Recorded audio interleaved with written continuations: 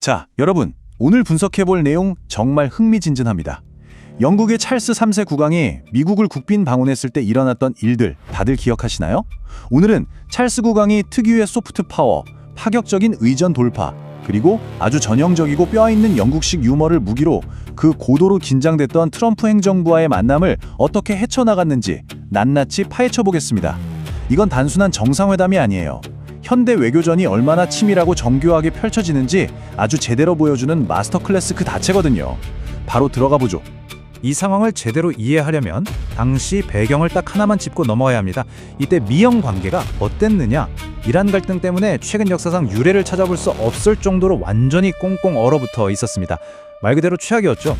양국 분위기가 이렇게 살얼음판 같았기 때문에 우리가 지금부터 살펴볼 모든 사건과 대화 하나하나가 정말 엄청난 의미를 가지게 되는 겁니다. 오늘 다룰 핵심 포인트는 4가지입니다. 8초간 이어진 그 유명한 악수 기싸움부터 분위기를 들었다 놨다 한 영국식 유머, 미 의회 연설에 숨겨진 묵직한 메시지, 그리고 이 모든 것들이 낳은 파장까지 쫙 한번 훑어보겠습니다. 자, 첫 번째 파트입니다. 8초간의 악수 기싸움, 두 정상의 첫 만남에서 신체적 역학관계가 어떻게 나타났는지 볼까요? 여기 정리된 타임라인을 보시면 상황이 얼마나 긴박하게 돌아가고 있었는지 한눈에 보이실 겁니다. 표면적으로는 미국 독립 250주년을 축하하는 자리였죠. 하지만 현실은 달랐습니다. 한 달 전 이란 갈등이 빵 터졌고 2주 전엔 영국이 미국의 호르무즈 해협 군함 파견 요청을 단칼에 거절했죠. 그러자 일주일 전 트럼프 대통령이 영국 항공모함을 향해 장난감에 불과하다며 아주 직설적인 모욕을 날렸습니다. 그리고 바로 오늘 찰스 3세가 미국에 도착한 겁니다. 축하 파티여 천만의 말씀이죠. 긴장감이 팽팽한 외교 전장이었습니다. 여기서 진짜 눈여겨봐야 할 게 바로 이 극명한 대조입니다. 다들 아시다시피 영국 왕실에는 왕족의 몸에 먼저 손을 대면 안 된다는 아주 엄격하고 절대적인 룰이 있잖아요. 그런데 트럼프 대통령은 찰스 3세의 팔을 가볍게 톡톡 치며 이 금기를 단숨에 깨버립니다. 게다가 두 사람이 손을 꽉 잡고 서로 자기 쪽으로 확 끌어당기는 듯한 이른바 줄다리기 약수를 무려 8초 동안이나 이어갔습니다. 와, 이건 단순한 인사가 아니죠. 전 세계 카메라 앞에서 벌어진 엄청난 기싸움이었습니다. 두 번째 파트로 넘어가 보겠습니다. 뼈있는 영국식 유머. 이 팽팽한 긴장감 속에서 재치가 어떻게 외교적 무기로 둔갑하는지 확인해 보시죠. 백악관 국빈 만찬장 분위기에 어땠을 것 같으세요? 여기서 찰스 3세가 특유의 유머를 아주 능수능란하게 꺼내듭니다. 이 발언 진짜 예술이었어요. 영국이 아니었다면 당신은 프랑스어를 쓰고 있었을 것입니다. 이게 왜 대단하냐면요. 과거에 트럼프 대통령이 미국이 아니었다면 유럽은 독일어를 썼을 것이라고 한 적이 있거든요. 그걸 정확하게 되받아친 겁니다. 상대의 논리를 그대로 역이용해서 역사적 인식을 아주 우아하게 꼬집은 완벽한 카운터 펀치였죠. 이 유머들 결코 가벼운 농담 따먹기가 아닙니다. 여기 정리된 내용을 한번 보세요. 굉장히 예민할 수 있는 역사적 사건들을 진짜 유쾌하게 요리해버립니다. 만찬 음식 퀄리티가 양국 갈등의 시발점이었던 보스턴 차 사건 때보다 훨씬 낫다고 능청을 떠는가 하면 백악관 신축 공사를 보면서는 무려 1814년에 영국군이 백악관을 불태웠던 그 엄청난 사건을 영국이 시도했던 소박한 부동산 재개발에 비유합니다. 이러니 그 얼어붙었던 만찬장이 순식간에 웃음바다가 될 수밖에요. 선물 증정 시간도 기가 막혔습니다. 완전히 치밀하게 계산된 각본 같았죠. 찰스 3세가 군사 협력을 강조하면서 2차 대전 때 활약한 영국 잠수함 얘기를 쓱 꺼냅니다. 근데 그 잠수함 이름이 하필 뭐였다? 바로 트럼프였습니다. 그리고는 그 잠수함에 달려있던 진짜 반짝이는 종을 딱 선물로 건넨 거예요. 트럼프 대통령 반응요? 완전히 감동해서 벌떡 일어나 환호성을 질렀습니다. 언론들도 찰스 국왕이 노련한 화술로 분위기를 완전히 장악했다고 혀를 내둘렀죠. 세 번째 파트, 미 의회 연설에 숨겨진 묵직한 메시지들을 살펴보겠습니다. 왜 벨벳 장갑을 낀 철퇴라고 부르는지 아시게 될 겁니다. 자, 이번 국빈 방문의 진정한 하이라이트입니다. 영국 국왕이 미국 의회 연단에 선 것 자체가 엘리자베스 2세 여왕 이후 무려 35년 만에 엄청난 사건이었는데요. 여기서 진짜 놀라운 건 이겁니다. 영국 왕실은 철저하게 정치적 중립을 지켜야 하잖아요.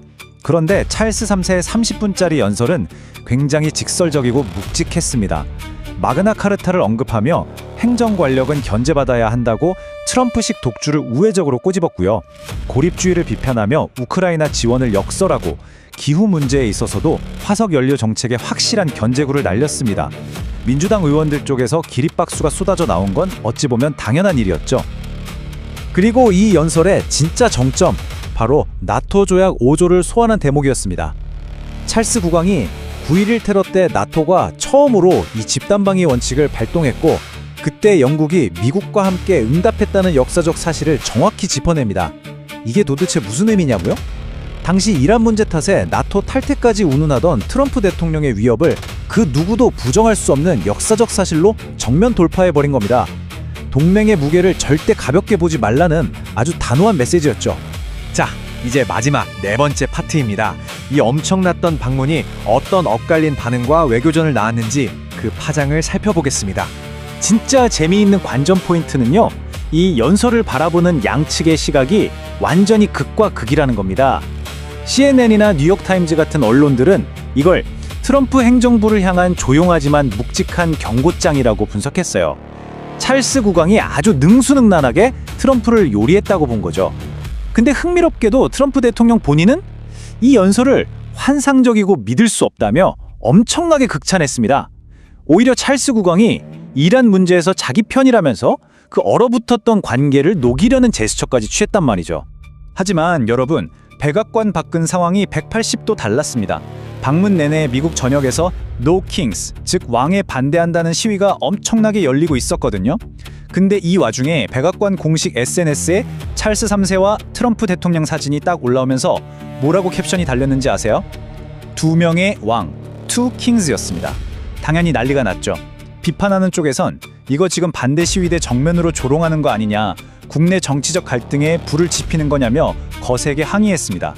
엎친 데 덮친 격으로 만찬장에서 있었던 농담 하나가 아주 큰 불똥이 되어 날아옵니다.